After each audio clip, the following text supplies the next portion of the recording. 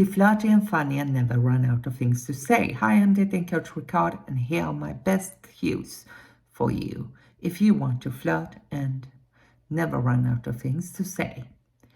Because you need to focus on both verbal mastery and nonverbal cues to succeed with flirting.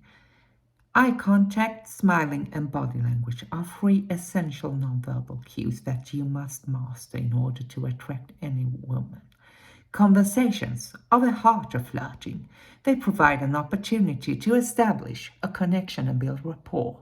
Consider the following techniques to make your conversations more engaging and flirtatious: active listening, human playfulness, and finally compliments.